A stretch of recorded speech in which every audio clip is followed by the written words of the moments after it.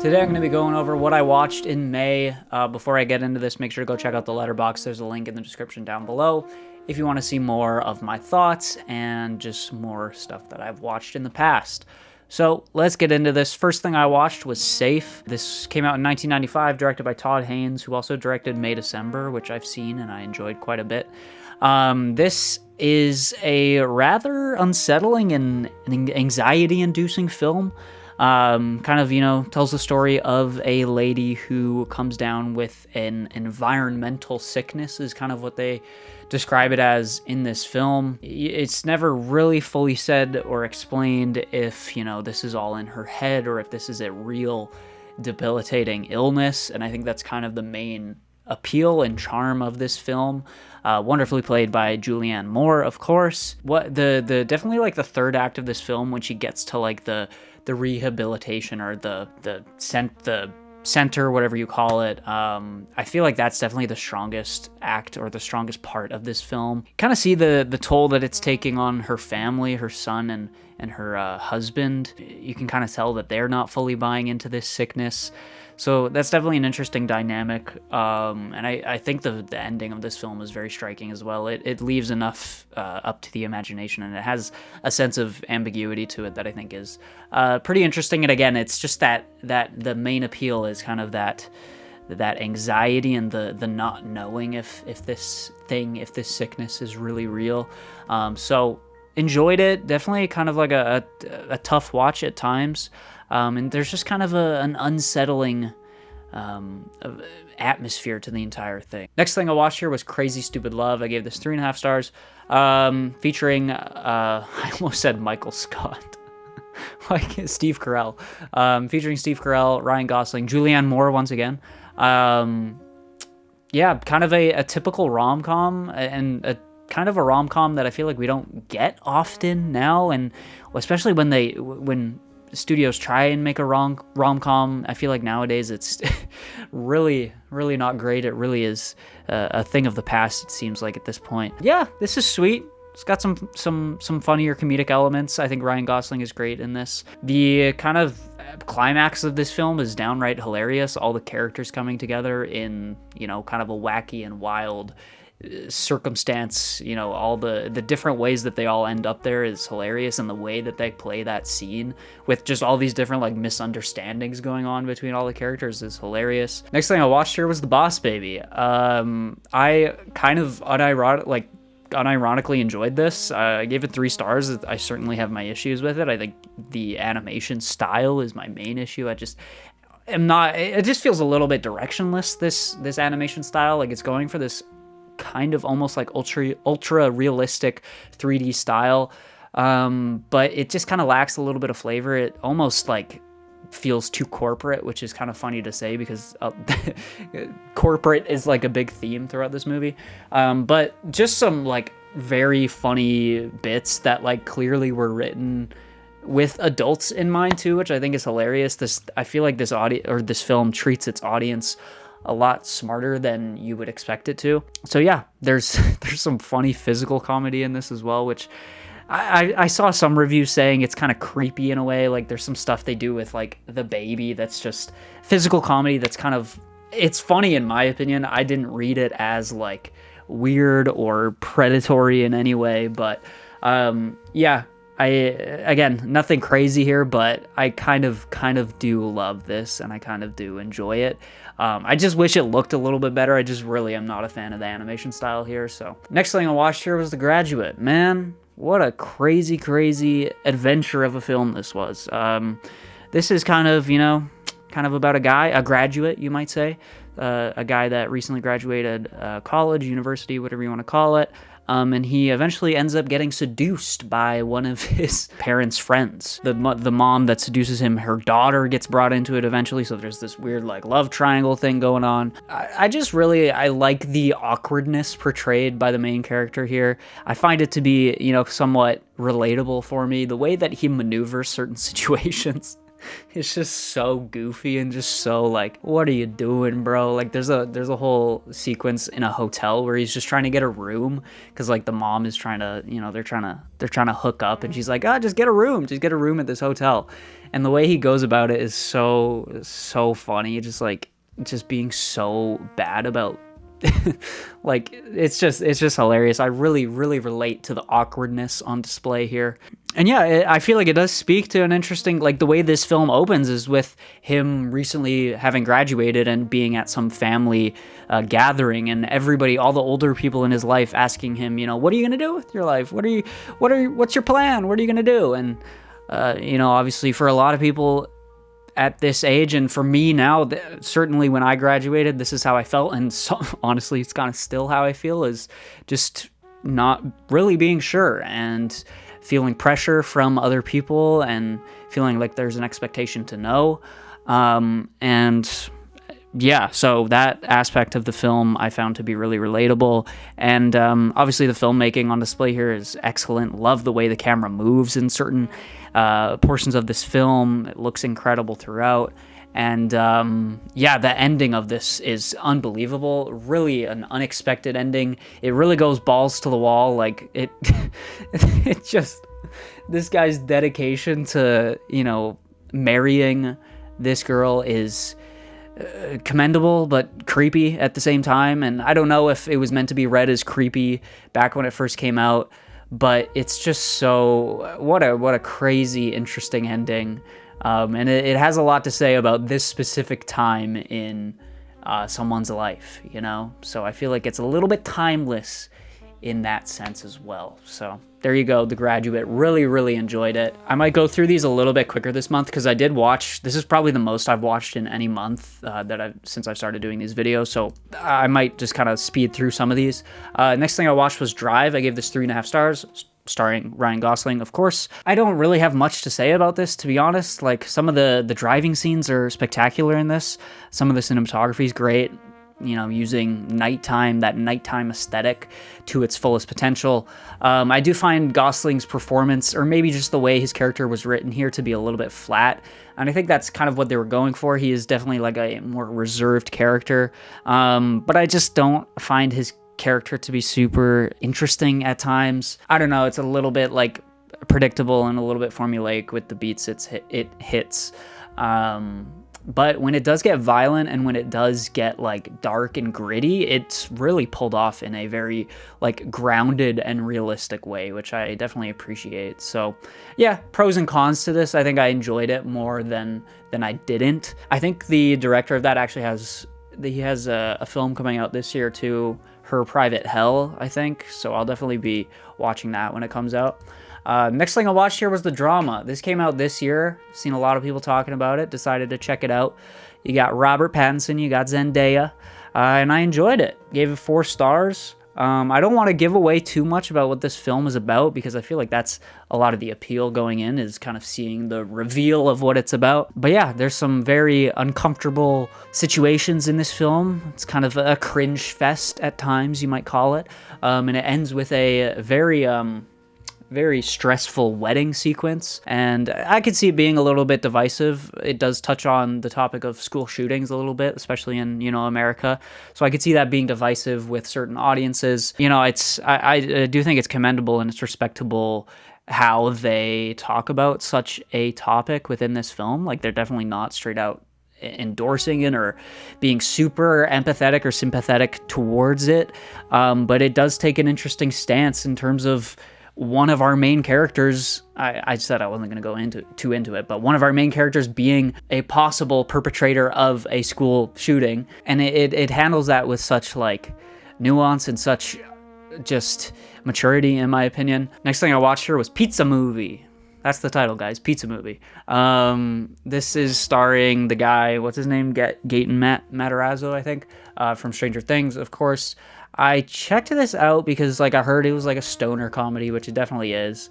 It's about a bunch of college kids that, end up finding some crazy drug that they end up taking, and it it sends them down like a trip of their lifetimes. You know, they see some crazy shit throughout this movie. I went into this wanting to hate it, to be honest, because this is just really not my type of thing. And there's certainly parts of it that I feel is a little bit just too goofy for my liking, and a little bit annoying and unbearable. Like, I feel like the person who like really, really loves this movie, I just would not get along with. Yeah, there's certainly some like good bits. There's good writing. I think Gaten here is pretty great in it, to be honest. There's a moment towards the end of the film where they break the fourth wall, which I think is always just, every time I see like something like they do at the end of this film, it just feels so cheesy and it feels so lazy. And I really didn't think it was pulled off well in this film at all. All right, next thing I watched here, this movie couldn't be more different from Pizza Movie. I watched Synecdoche, New York. Yeah, I gave this 5 stars. I was absolutely blown away by this. I've always heard good things about this, so I was, you know, I had high expectations coming in. I had no idea what it was about. Man, what a film. It's hard to even talk about this within like a little 2-minute snippet, but obviously you got Philip Seymour Hoffman here just putting up a powerhouse of a performance. I haven't seen too much of his stuff, but probably the best performance I've seen from him. Actually, he's really good in Punch Drunk Love too, but he's definitely more front and center here, of course. It's about a guy's life at the end of the day. It kind of covers not his whole life, but towards the end of his life, as he grapples with his own anxieties about death, and eventually how he puts that into his own artwork and into his own, like, he's like a theater director, so how he puts that into his own play that he ends up developing. It turns into this freaking like destructive cycle of constantly something horrible happens in his life. He's trying to figure out a way to put it in the play. And then there's just always this disconnect between those two things in the sense of there's a lack of self-awareness, I feel like, is the main thing from our main character here. He eventually does kind of reach that point. He does reach like an epitome or a realization towards the end of the film, which is really just a beautiful moment. But I could just, there's almost too much to talk about, so I don't even really want to get into it anymore, but everybody in this is so great. It's hilarious at times. The writing is so clever and sharp. The editing is brilliant. It really made me think about my own life and question things that I do in my own life, and kind of put up a mirror to myself in a lot of ways, which is obviously uncomfortable, but I think is one of the very, most important things that a film or just art in general can do for you. So yeah, I love this. I'm definitely going to watch it again at some point, and it's probably going to hit me just as hard as it did here. Next thing I watched here was Invasion of the Body Snatchers. This came out in 1978. It certainly has a lot to say about, like, I guess like conformity culture is what I would call it, and I think this kind of idea has gotten worse in terms of like everything feeling so homogenized, I guess, where it feels like everybody thinks they have to like think the same, or we all think we have to express ourselves in the same way. And this kind of touches on that, obviously, with a kind of sci-fi horror spin being put on it. There's kind of like an alien. I don't know if it's actually if I should call it an alien, but it's some, greater than human life force that ends up taking over this city and ends up infecting this entire city.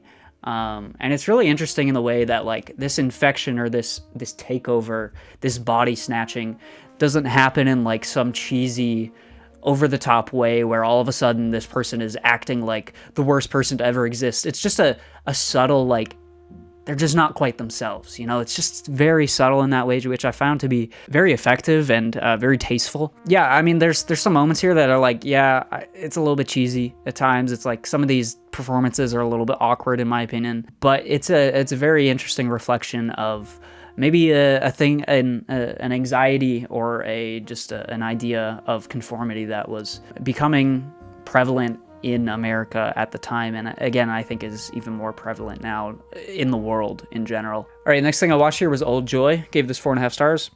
Directed by Kelly Reichardt, of course. Before this, I also watched Wendy and Lucy. I think, was that last month? It might have been.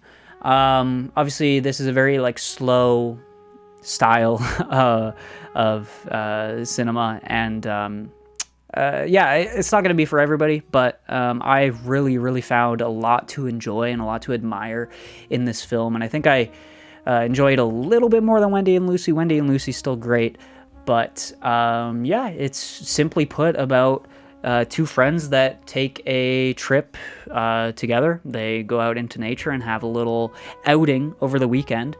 And you really start to see the differences between these two guys. You start to see the complexities of their relationship. One of the guys is a little bit more like of a free spirit who kind of, you know, is just kind of living every day as it happens. The other guy is a little bit more traditional in his lifestyle, a little bit more, yeah, I guess traditional is the best way to put it.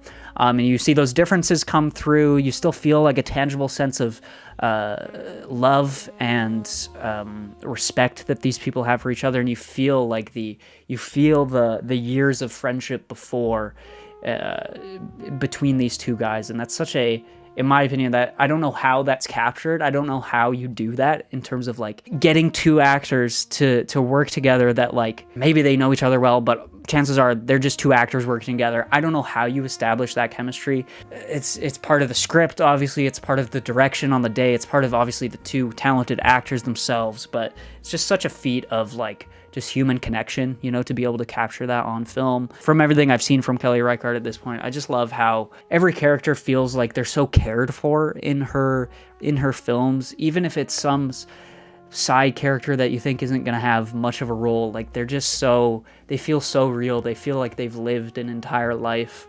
before they're appearing on screen here. They feel, I guess they feel lived in is the best way to put that. And that's no exception here. There you go. Old Joy. If I rewatch that, I could honestly see it growing to 5 stars, but yeah, just so good. Next thing I watched here, I actually rewatched. This is my second time seeing this, Train Dreams. I bumped it down half a star. I just felt like the film didn't hit me as much as it did on a first watch, but still really enjoyed it. I'm not going to go into it too much. If you want to see my initial thoughts on it, go back to one of the earlier videos. I can't remember when it was. Next thing I watched here was Nowhere. This came out in '97, directed by Greg Araki, of course. I also recently watched Mysterious Skin, and I've seen Smiley Face as well. Same director. And this one was crazy, man. I'm still thinking about this one. I didn't love it when I was first watching it, but part of me is like almost thinking that maybe I'll love it more on a second watch because it's still lingering in my mind. Specifically, the end of this film really, really has stuck with me. It's got this very bright, as you can see from the cover, very bright, neon, over-the-top 90s teenager aesthetic to it. It's downright disgusting and nasty at points. A lot of sex in this movie. You could argue maybe a little bit excessive at points. But yeah, I can't stop thinking about this, so that's all I'm gonna say, but I feel like maybe on a rewatch I'll find something to appreciate about this a little bit more. Next thing I watched here was Apex. This is, I think, straight to Netflix, straight to streaming film here, starring Charlize Theron and what's his name? Taron Egerton or something. Apparently he's from like a TV show that a lot of people love. I don't know. Yeah, I just could not find much to love about this. This is like kind of, it should be like a gritty survival story. But it's just so like touched up and so polished that I just don't buy 1 second of it. The CGI is so distracting at points in this, and they feel the need to use like these drone shots like every 5 minutes that just completely take you out of the grittiness that I think it's trying to portray or trying to establish, but it just does not work. Some goofy performances in this. You can read this like a mile away. You just know exactly where it's going. And the commentary and the messaging that it does try to get across here is just so heavy-handed and just so on the nose and obvious. And yeah, it's pretty bad. It's pretty bad. I really did not have a good time with this, so don't go watch it. All right, here it is, Obsession. I went and saw it in theaters, and you know, this is a lot of people are obsessed with Obsession right now. It's kind of been a big deal. I enjoyed it. I kind of went in expecting to maybe be a little bit disappointed or underwhelmed by it, because whenever you hear something gets hyped up like endlessly, you're like, it can't be that good, right? And I don't think it's as good as a lot of people are saying, but it is still pretty great. Directed by Curry Barker, who has made a lot of YouTube videos and a lot of like comedy sketches and skits. which is another interesting thing. We're kind of seeing a lot of younger filmmakers and a lot of YouTubers turned filmmakers, which I think is interesting, and it's honestly a breath of fresh air, and something that I would welcome more of, because I think a lot of younger people have very exciting ideas, and that's exactly what this is. This is about a guy that wishes a girl would fall in love with him. He breaks a one wish willow is what it's called, and lo and behold, she falls in love with him. And the way he words his wish is, I wish you would fall in love with me more than anything in this world, or whatever. And you know, the one wish willow, it works. It takes that to the extreme. She is obsessed with him to a possessive, a demonic degree, and tries to keep him away from everybody, tries to keep him to herself. I think it's kind of an interesting film in how it portrays Bear, who's the main guy in this film, in the sense that, like, he's kind of a little bit shitty. I do see people kind of relentlessly saying, like, oh, he's the worst person, he's the worst character to ever exist, he's the villain of this story, which I can kind of understand, but I also feel like it's a little bit more nuanced than that. Like, we kind of have to understand that, like nobody would expect the One Wish Willow to actually work, right? So I think you can give him a little bit of grace in, like, the first half of this movie, where he's still trying to figure out, like, did this actually work? Is she actually, like, for real in love with me? Or did the wish work? And, like, so I think you can give him a little bit of grace there when he's in that stage. There is kind of a turning point in this film where he says, it's late at night, and he says something like, do you even love me, or something like that, or I can't remember exactly what it is, but you really see his true colors start to come through there, which I think is a very interesting turn that this film takes. The horror is honestly really well done in this. There's not too many, like, cheap jump scares. I think overall it's a little bit more unsettling and eerie than anything, and it really got me squirming in my seat in the theater. And the crowd that I saw this with was really into it as well, which it was just a great theater experience in general. Everybody was, you know, cringing when they were supposed to, laughing when I think they're supposed to, you know, being downright horrified and uncomfortable when you're supposed to. And I feel like almost every bit of this film, and obviously Indy Navarrette's performance as Nikki in this is great, as everybody has talked about. Really just an exciting film. It's like, it's got everything it feels like that, like, a modern audience would respond to, and it makes sense why everybody's loving this so much, because it's got, like, it strikes the perfect balance of being well written and substantive enough. Holy crap, I can't say that word. It's got enough substance, but it also is just, like, it's fun, and it's got the thrills when you need it to. So it really makes sense why it's had this level of popularity. All right, next thing I watched here was Faces of Death, another 2026 horror release.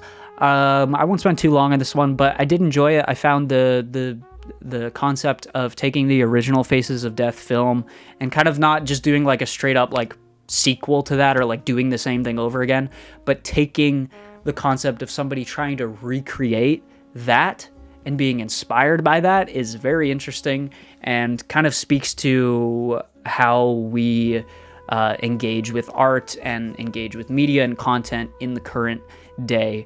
And this film feels like it was written by, like, an actual young person, or at least somebody who understands modern social media technology and that kind of stuff. I found it to be very reflective of how we live currently, and ultimately horrifying because of that.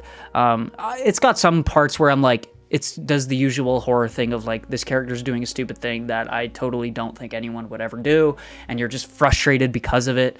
But again, I do like the concept and the direction and the execution for the most part here. Charlie XCX is in this as well, which I wasn't going to bring up, but whatever. It's such a weird, she's only in it, she's like just a tiny little cameo, but her accent in this is rough, man. So I hope, Charlie, I don't know, she's probably going to continue to do acting in the future, but I hope she starts figuring out how to do an accent, because it was kind of rough in this, I'm not going to lie. All right, next thing I watched here was the original The Devil Wears Prada from 2006.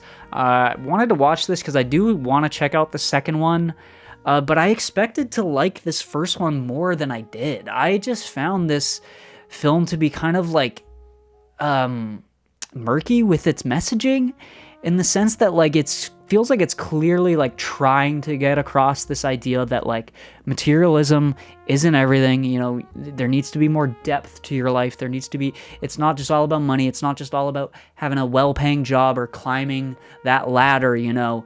But every step of the way, I just found the actions of these characters and the way that it's being portrayed to completely be tone deaf. And maybe it's the sense that like this feels like a big Hollywood release, that it's almost like, I feel like a big Hollywood expensive movie with big names and like flashing lights, and we're on like red carpets and we're doing all this crap. It feels like that movie is almost hypocritical in the sense that like it feels like it's trying to like critique that kind of lifestyle or critique that materialism, you know?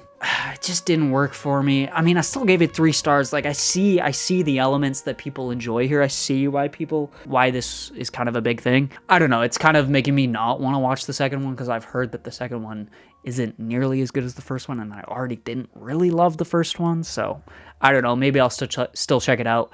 But yeah, a little bit disappointed by this one. All right, next thing I watched here was In the Mood for Love. I gave this 4.5 stars. This is a film that I've been meaning to watch for a while at this point. It's, you know, very highly acclaimed and talked about a lot. First off, the cinematography here is fantastic. It is really the strongest point of this film. It's so expressionistic. The use of light, the use of blocking, the use of shadows, the use of smoke at points. There's a shot where one of the characters is smoking, and like the amount of smoke that's, you know, coming from his cigarette is just so like evocative. Just such great use of just visuals that just tell a story. You know, it's not heavy-handed with the dialogue or the script. It's really, really efficient with that. I won't spend too much more on it because I just feel like it's something you just gotta go watch, and you just gotta be immersed in it, and it's very easy to get immersed in it. So go check it out. All right, next thing I watched here was Scary Movie. Okay, the original Scary Movie came out in 2000. I give this 3 stars. I definitely, you know, it's definitely clear and obvious what this film is going for. It's kind of a parody of a lot of horror movies at the time, whether it be Scream, even I Know What You Did Last Summer is kind of referenced in here, as well as I feel like when did the Blair Witch Project come out? I don't know. There's like some found footage stuff that I feel like is maybe referencing that. So the references are there. There's some bits and some jokes that are like genuinely hilarious that I thought were great. But some of this also feels a little bit dated in some of the jokes that are being said here. Like there's a lot of gay jokes that I think are just kind of cheap and stupid. It's very of the time. You definitely know, like, it's so clear this came out in 2000. It's kind of charming because of that. Like, it's just so unapologetically itself, and it's kind of charming to look back on it in that way. I feel like that's really all I can give it. Like, it's you know, some of the bits land, some of the jokes land, some of them don't. You know, and beyond that, it's not really trying to do anything more than that. Holy fuck, guys. Holy shit. This freaking movie. Oh, Song Sung Blue, guys. Now, you might be asking, why did you watch this, bro? Why?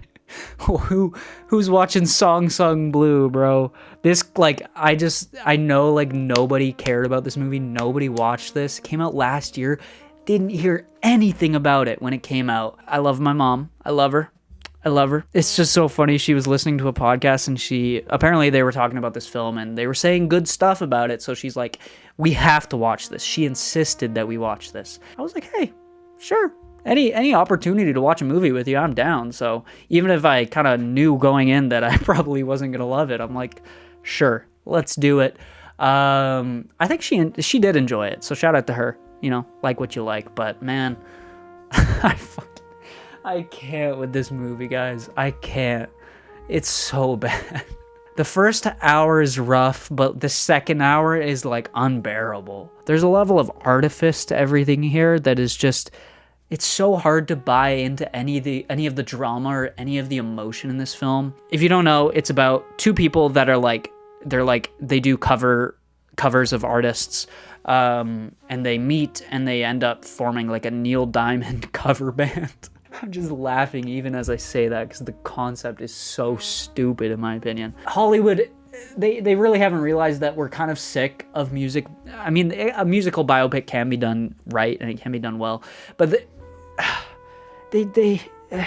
let alone a musical biopic. Not just that, a musical biopic kind of like a tribute band, of a cover band. I just don't understand who is interested, who is excited by cover bands. It must be like an age thing, it must be a generation thing, because I know older people in my life, I know some older people who love cover bands, who love like tribute bands, but I just do not see the appeal, man. Coming in, I don't see the appeal of that. And then the way this was done was just so artificial, so fake, so like playing to nostalgia in the way that a typical musical biopic will play into nostalgia, but without the stakes. Get this, without the stakes of the actual artist. Like, it's the typical story of like trying to make it big, right? Trying to make it big. There's obviously stuff that happens. There's drama that happens. There's setbacks. What is making it big look like when you're a cover artist, when you're a tribute band?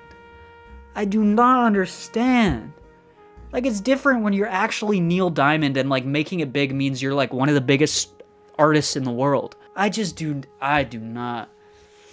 I gotta stop ranting, because it just makes, I can feel my heart rate increasing. I can feel my blood boiling. Just horrible in every sense of the word. All right, next thing I watched here was Love Streams. I gave this 4.5 stars. It's gonna take me a little bit to cool down after that last one. I'm sorry, guys. Directed by John Cassavetes. This is my first Cassavetes film, a director that I've been meaning to get into for a while now. This is a beautifully poignant, layered and emotional film.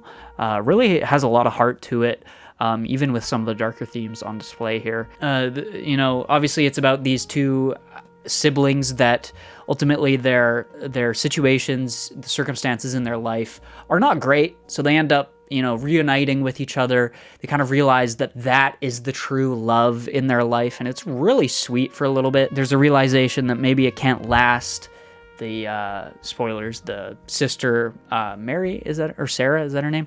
She ends up having to leave with this other guy. He's kind of left here in his home. He's some like writer. Seems like he's got a lot of money, but ultimately he is left feeling a little bit unfulfilled. At least that's how I read it, with his life, and maybe a little bit lonely. But yeah, it just covers the idea of love in a lot of different and interesting ways. Really like the minimal use of music in this film as well. Really, there's no score unless it's in diegetic, meaning in the world of the film itself, which I think is really great. There might be a little bit that I'm just now remembering, but it's very minimal, which I think is a very interesting thing to do, and I don't know if it was common at this time. It's definitely more common now, like Kelly Reichardt comes to mind in terms of someone who really doesn't use music much. Yeah, really like the minimal music. It feels very authentic. It feels very truthful and real and simple, which I really, really like. The performances are great, and some really like evocative shots, like the shot you see in the poster here. When that shot like happens in the film, you just feel every bit of it, man. It's so good. All right, last thing I watched this last night in theaters, Backrooms. Maybe I'll spend a good amount of time on this one just because it's fresh and whatnot. I see a lot of people comparing, Obsession and Backrooms, which is fair, two bigger horror movies that have come out in the last couple of weeks. These are two very different movies, though. They're really not trying to do the same thing at all. People are, in my opinion, unnecessarily hating on Backrooms. Don't get me wrong, you can have problems with it. I certainly have problems with it. I gave it 3.5 stars. Not a perfect movie in any sense. I just think something like this is like a little bit more easy to pick on because it's slow.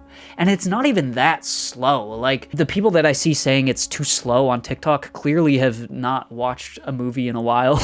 This is probably like the only thing they've been to in friggin' 6 months, because realistically, this film is not slow compared to, like, I mean, I guess it depends on what you're watching. If you're just watching freaking Marvel movies all day, sure, it's slow. But it definitely has some traditional horror, like, scares and some faster-paced chase moments. So that criticism I really do not understand.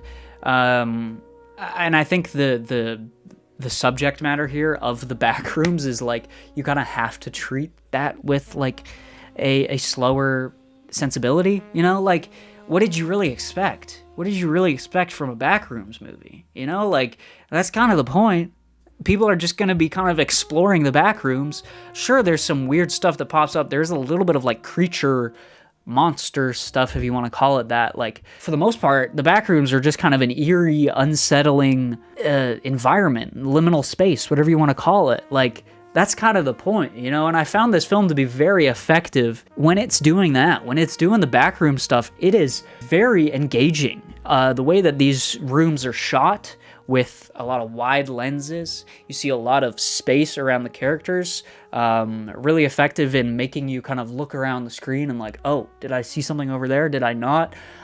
Really putting you in these rooms with the characters. It's really effective in doing that. The visual effect work is great in here, some of it being used to kind of put things kind of melting into the floor. Like there's some furniture that's like half in the floor, or some shoes that are half in the floor. I know some of that is practical as well, but I know there is a little bit of visual effects work, which is tastefully done. Let's jump to the ending too, because I see a lot of people saying the third act is bad and that's where it lost them. To me, that's kind of where I was sold on this, to be honest. I found the third act to be utterly strange and very intriguing, with kind of the dinner scene I found to be especially like edge of my seat, like just so locked into what was happening. Not because there was any big jump scares happening, just because there was just this eerie, unsettling aesthetic to everything. Like the deformed faces, the guy when he cuts into the guy's stomach and it's like this, like it's just almost like a fluffy toy that your dog would chew. Like, just very strange, otherworldly things happening that you can't explain. The film doesn't really bother explaining, and I think it's honestly better than if the film did try to explain it. I really love sitting in the mystery of this and just love sitting in the not knowing. You know, there's something so awesome about cosmic horror. This kind of feels like cosmic horror to me, where it's just like, it just feels like beyond you and you can't explain it, but you're being subjected to it either way. I think my main gripe with this film is just the character work. I wish the characters had a little bit more to them. There definitely are some traumas on display here, and you could argue that this whole film is more of a psychological thriller, and you could say that maybe all of this is happening in their mind. I don't love that interpretation, and I find it more interesting to just kind of look at the back rooms as something that actually exists. I think some of the writing towards the end of the film is a little bit fake deep, in my opinion, at times. But you also have to keep in mind, this was, I don't think it was written by a 20-year-old, but it was directed by a 20-year-old, Kane Parsons. He might have been actually 19 when he directed this. I don't know. But not saying I'm, being extra nice on this or being extra lenient with it because of that, but you kind of do have to keep that in mind as well. And even removing that again, I still think this is a pretty solid and effective film in what it's trying to do. There you go. Those are my thoughts on Backrooms, and those are my thoughts on everything else that I watched in May. Pretty loaded month this month, so hopefully you guys enjoyed. This is probably a longer video, so I don't even know if anybody's watching at this point, but shout out to you if you are. And yeah, I'll see you guys in the next one. Peace out.